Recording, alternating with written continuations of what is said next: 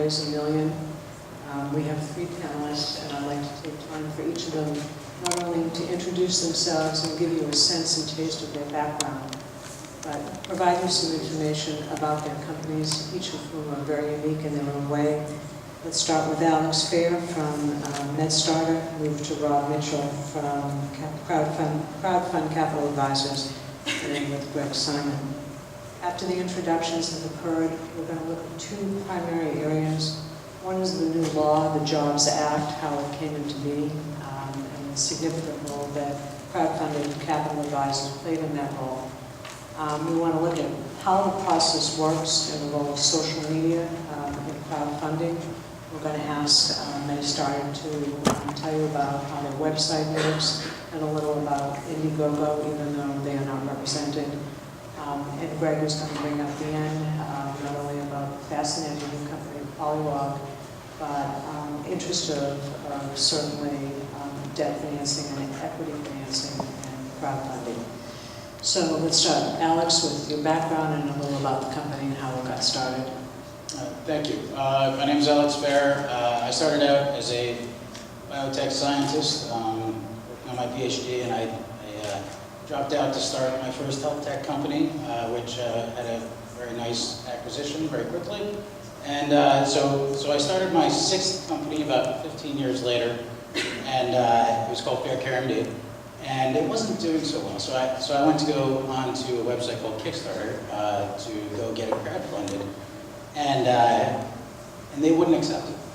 And so I researched and I looked at Indiegogo and a couple of other sites, and I didn't see really a great option available. I didn't want to do an SBIR, didn't know enough about them, and I just heard that they were kind of slow.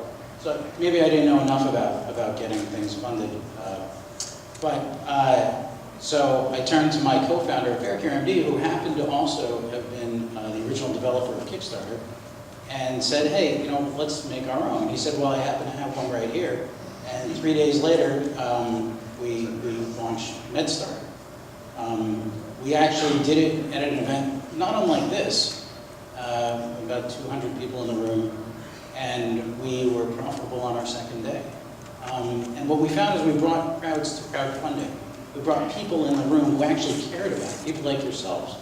And we brought the innovators to the room as well, so you can actually go interact with them, because working with the actual people who are the innovators and talking to them is very important. It needs to establish credibility. But of course, it's an online entity, and it captured the imagination, and we were very fortunate to have a lot of great stories.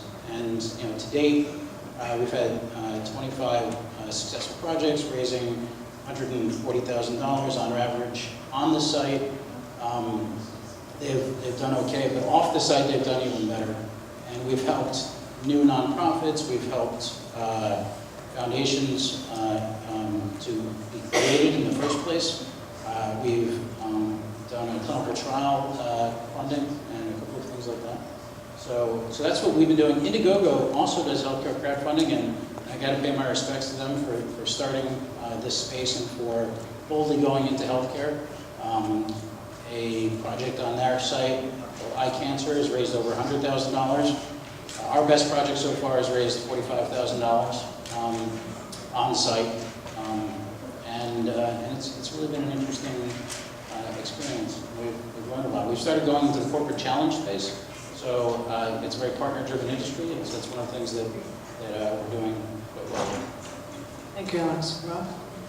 My name is Robert Mitchell with Crowdfund Capital Advisors, and I came to crowdfunding also primarily as an entrepreneur. That's where I spent most of my career, at least the last 10, 15 years, after actually having done a couple of stints in healthcare consulting, working for some companies like Cerner.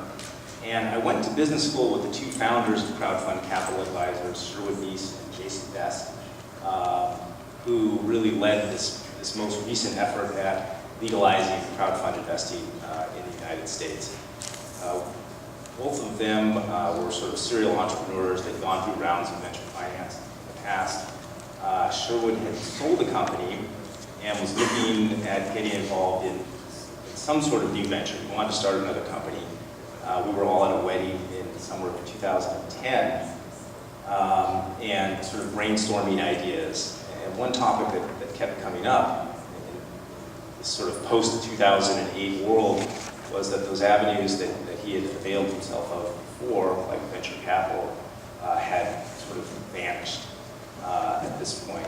They weren't easy before, and now they've really gotten difficult. So venture capital was on the sidelines, home equity lines that a lot of entrepreneurs used were gone along with the equity in their homes. And so we kind of sketched out this idea of crowdsourcing early venture capital, and sort of sketched it out on the back of a cocktail napkin at this wedding, and we thought we had really stumbled upon something that could be a truly disruptive sort of funding mechanism.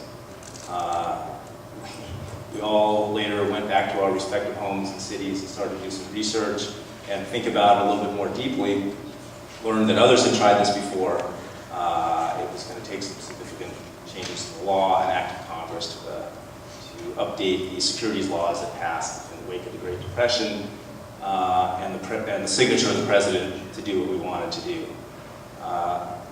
So at that point, I sort of bowed out of this project, and I thought the entrepreneurial self-confidence of Sherwood and Jason had gotten the best of them at this point.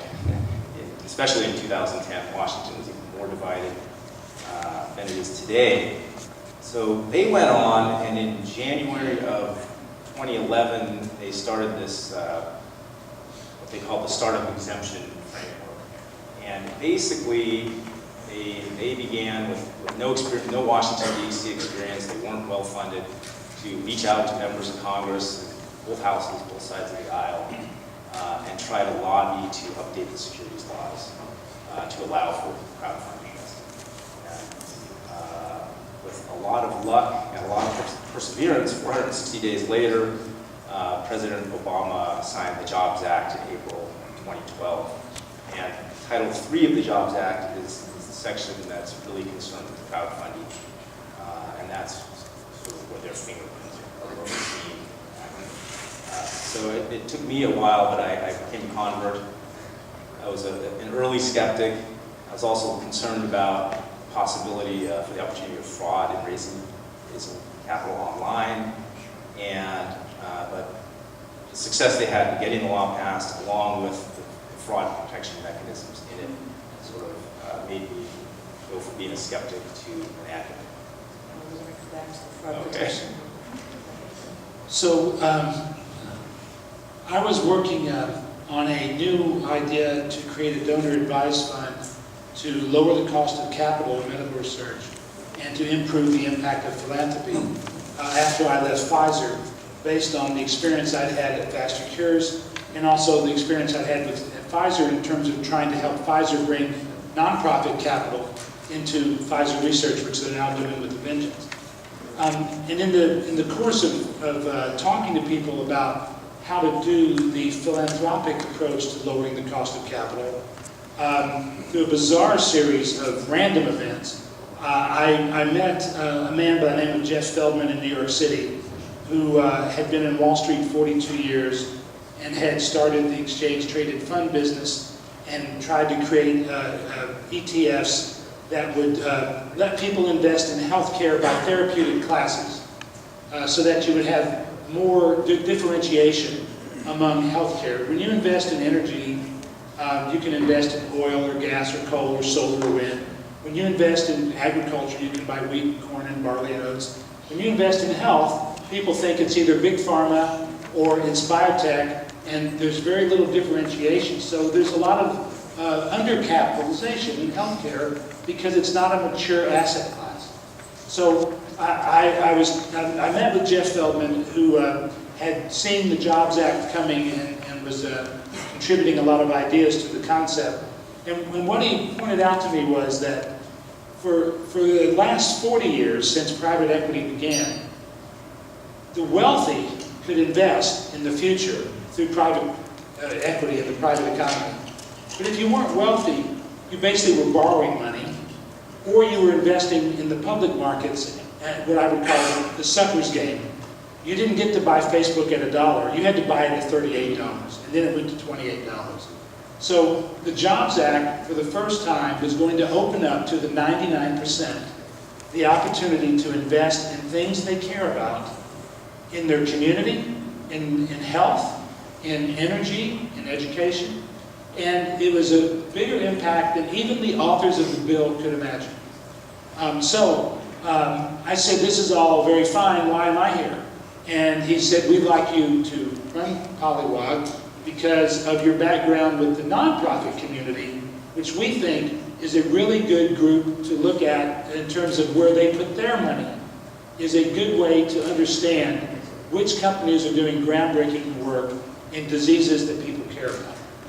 So Pollywog is a platform that, based on the regulatory process, will initially bring accredited investors into the world of investing in healthcare and community businesses.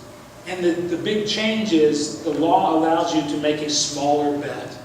So people who couldn't afford to risk $500,000 on one company, which is usually the norm, could come in and for $10,000, you could bet on 10 companies at $10,000 each, and now you've got a diversified portfolio, which is really the only way to do it in private equity if you want to make any money. And when the regulations occur, finally, we'll be able to have non-accredited investors, people who don't have $1 million net worth, will be able to invest in private equity based on a percentage of their income. Now, as somebody who hasn't been in the securities business and looking in, I'm thinking, what are these people thinking? That for all these years, a school teacher could buy stocks in Malaysia on an exchange in the US, but couldn't invest in a friend's dance studio down the street because she didn't have $1 million net worth. This is a lousy way to run an economy. And now it's changing, and it actually should have changed even more. But the $1 million limit on the non-accredited investors was $2 million. And then somebody said, oh, this is going to promote fraud. Well, what promotes fraud is when you delay the regulations. As soon as they get the regulations out, we'll know what the ground rules are, and then people can start investing in things they care about. I personally think this is going to change the world of investing, the world of healthcare, and the world of community investing. And I know not everybody agrees, but I'm counting on that, because if everybody agreed, it'd be too late. You can't tell he's passionate about this topic. So let's refocus, if we can, on the Jobs Act and a statement you said when the regulations go into effect. So currently today, what's the status? At what point will the regulations go into effect? I think we'll let Robert answer that, because I think he lives in that space.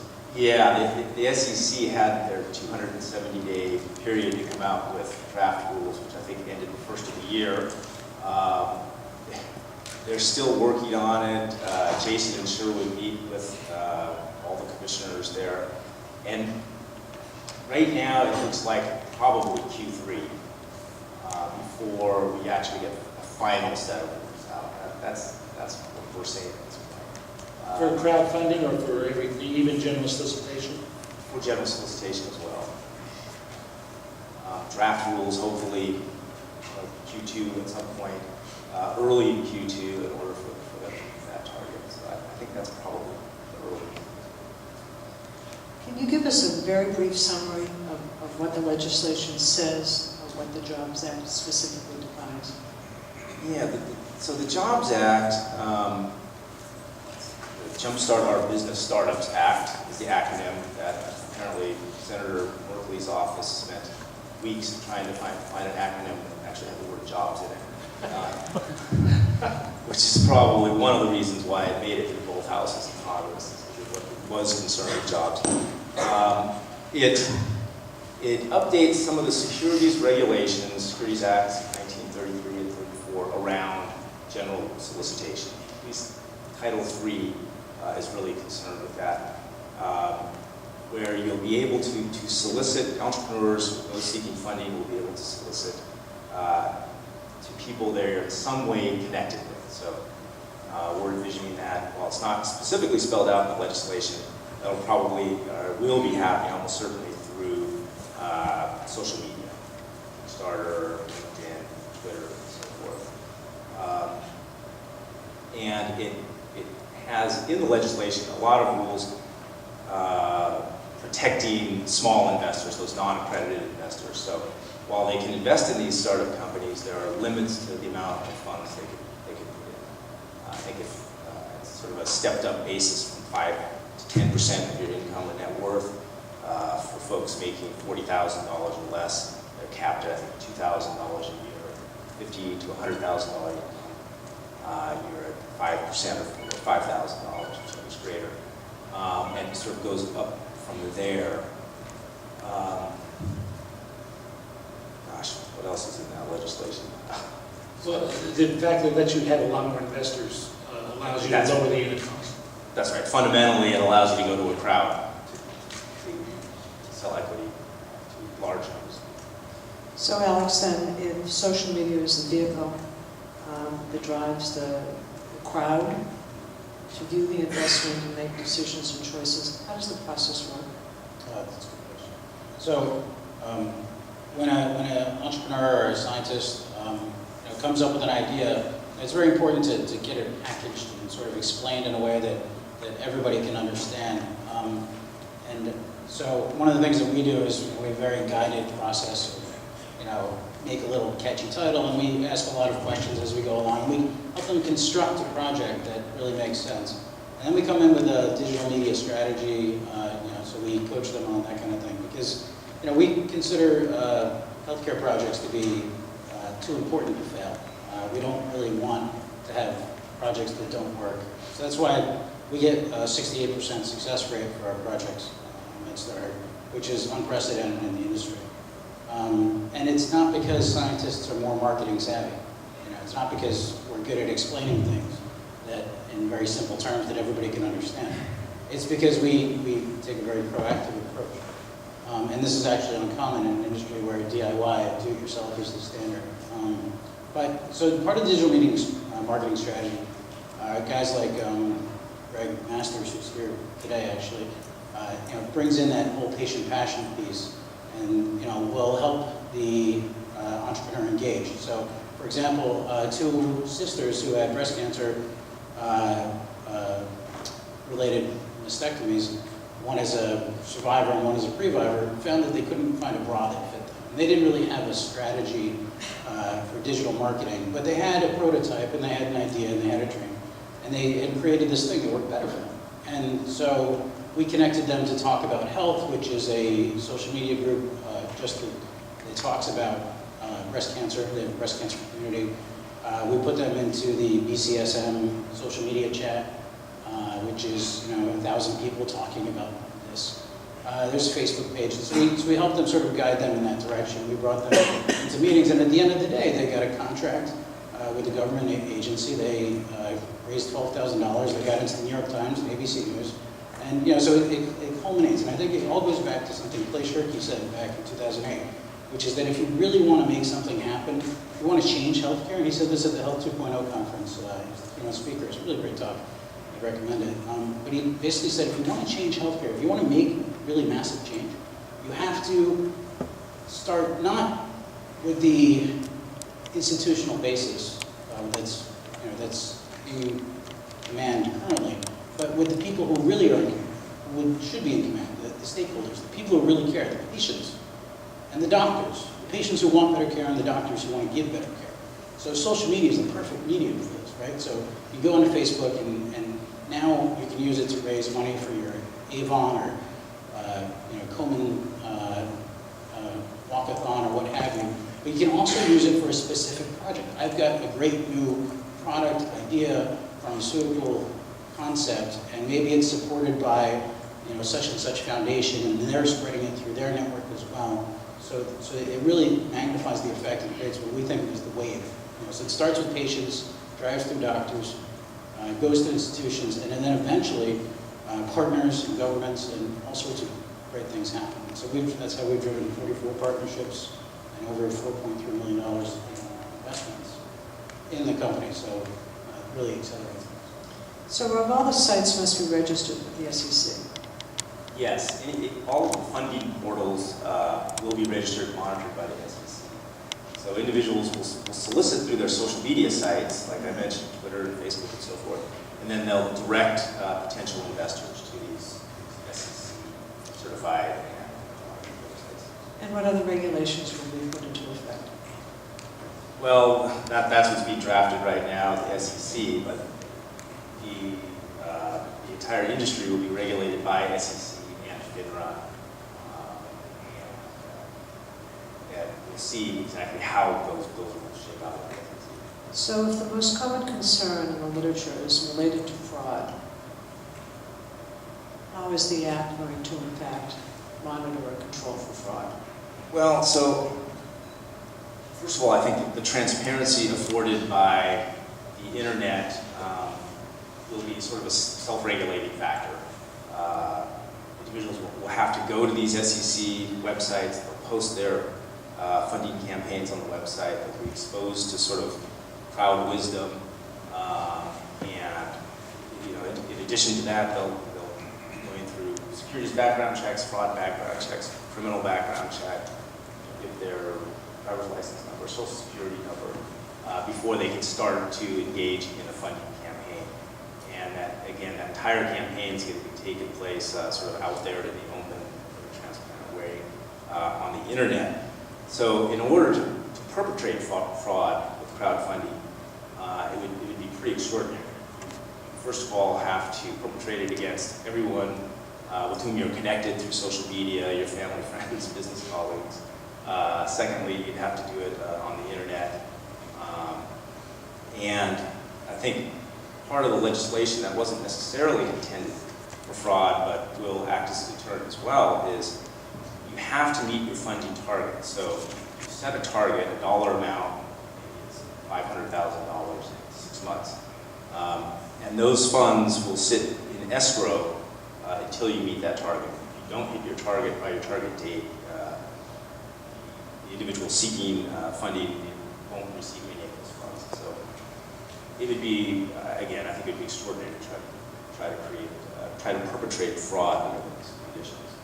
Let me expand on that, because the fraud question comes up a lot, and it's really misplaced. Imagine an alternative universe in which crowdfunding was the norm, and crowdfunding was the way it had always been done, where you had democratized access to information.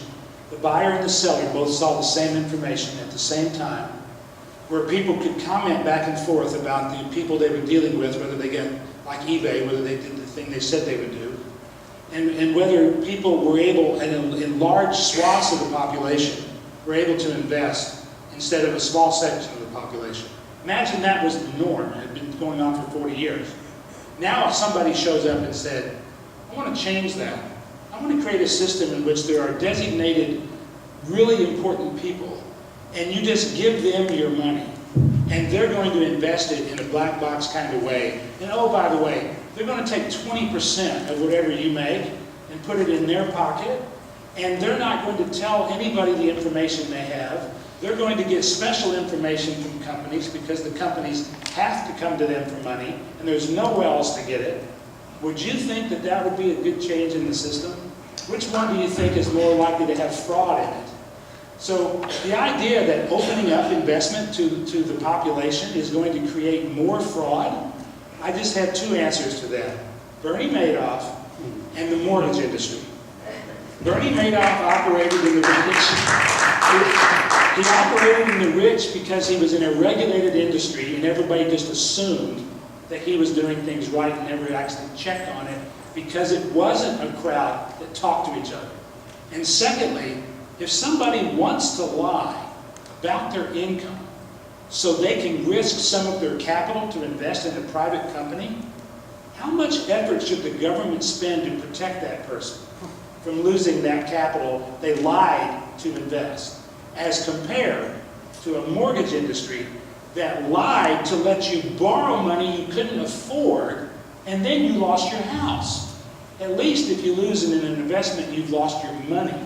You didn't lose your house, your credit rating, and everything else that keeps you from ever buying a house again.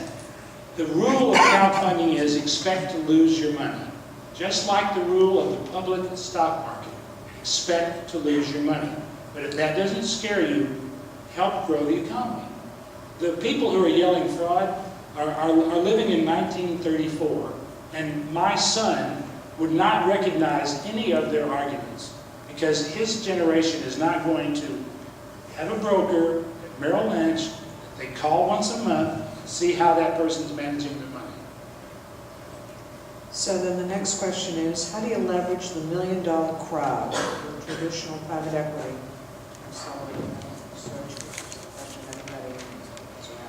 Well, a very short answer on that. $1 million in medical research it's hard to build a company on $1 million. And at Polywalk, we've been funding companies as compared to projects. So what we would do is a company wants to raise $5 million or $10 million. We would work with them to see if they want to raise 8 or 9 of that from the accredited investors, and then add to that $1 million from the non-accredited investors. Why? Because that may be your community, and a lot of them are not accredited, and you want them to invest in the company. It's a part of your marketing to have people aware of what you're doing. It helps Polywalk because it costs us as much to do diligence on a $1 million deal as it does on a $10 million deal. So we do one diligence, 2 crowds. The non-accredited investors get the benefit of the diligence done for the accredited, and they get the exact same deal. They get the exact same class of stock, the exact same value. There's not a hierarchy. So the $1 million can mean a lot if you add it to other groups in medical research, but in community investments, you may just need $1 million. And raising it from the non-accredited crowd, those are your customers. You want them to invest in your business. So is there a minimum crowd size? Is there a minimum crowd size? Well, if you're offering investments at $10,000 or $20,000 a unit, people can buy as many units as they want. Most private equity now has fewer than 30 investors. So we've got to beat that. I think we've got to expand the number of people who have a stake in the private economy. So I don't know if there's a minimum. The question is there a maximum? A lot of companies may not want 2,000 investors if they're private companies. They may want 100 of the right people or 200 of the right people. And the right people are people who are passionate about that. So if I'm a young startup and I've chosen to raise my first $1 million with non-accredited investors, how do you establish value for the entity, the business enterprise? Well, in the case of the way Polywalk would do it is we would do it the way a fund does it, except we have different priorities. So we would work with the company to establish a valuation in a negotiation. And unlike a VC fund, we are not a fund, so we're not trying to push their value down to increase our internal rate of return over a 5-year period. We actually are trying to give them an objective valuation, and the crowd determines whether that was a good valuation. Risky and exciting at the same time. So another question to ask you, Alex, is how do you bring the crowd to the site? It's a very good question. I'd like to ask the last question first. So, how do you prove valuation? I think any of us who have ever presented to VCs or been a VC or family representative, what do you always want to see, right? You want to see sales, right? You want to see traction, you want to see people who love your product and want to get behind you. So we answer that question by saying, let's get you some sales, right? So let's sell you first, in the bra example, 80 bras. Let's sell your first 6,000 Shine devices. So let's get your actual customers involved. Or if it's clinical research, let's get 1,000 people with cystic fibrosis to say, yeah, I love that idea, even if it's just a new type of intervention. So I think the first thing that VCs always want to see is that you actually have customers, that people love your product and they're interacting with it, and sometimes you actually get great ideas from them too. So that's actually led to a partnership between one of our first clinical trial that actually happened through the site with Agamatrix, who also helped us get to the FDA and become cleared, at least in a tacit kind of way, for the crowdfunding project. So that's how I think a great way to de-risk investments to get that first $1 million, because once you get $12,000 on MedStarter, you wind up getting grants and other funding, and other people get behind you. Not in the structured way that Polywalk does, but that's something we should be building. So how does the crowd get brought in? Mostly, it starts out with the people, your crowd. So, we've got, 20,000 people in our profile list, and if somebody's interested in this kind of project, we'll reach out to them, but also we'll go through other groups and other foundations that also care about those particular things. So ACORN might get involved or something like that to actually spread the word to the community that really cares about it. And of course, we do events where we bring people in, but also at those events, there'll be tweet-ups too, and we'll get, and it's something like this, because everybody will be heads down and tweeting occasionally when we're talking, which I don't see that many people doing it. But if you want to tweet out, our hashtag is HCCF for healthcare crowdfunding. We can get 1 million impressions in an event, and that drives in a lot of traffic. A third thing that really works well is 36 press stories about us. We launched on the 4th of July this year, and it's been very popular. So you mentioned that if your son were assessing the situation, different language, different generation. So how do you address these cultural obstacles? How do you not only address the cultural obstacles, but use it to accelerate investment? Well, the cultural obstacle here is that people assume that everything stays the way it is. If you felt that way in 1980, because interest rates were 21% for mortgage, and we've been in a bear market for a decade, you would have missed the whole bull market of the 80s and 90s. What changed? The boomers hit 30 and 35, and they started buying stocks, and the market went from 1,000 to 10,000. And then when the boomers hit 60, they started selling stocks. What happened? The market went horizontal. Is that going to happen forever? No. What's going to happen next? 75 million millennials are going to hit 30 to 35. They are not going to buy stocks. They are going to invest in startups started by their business school colleagues and their college school colleagues. Dan Pink, who wrote A Whole New Mind and Drive, has a brand new book called To Sell is Human. And he points out that by 2020, a majority of the businesses in America are going to be entrepreneurs who have started their own company, who have few employees but a lot of income and a lot of economic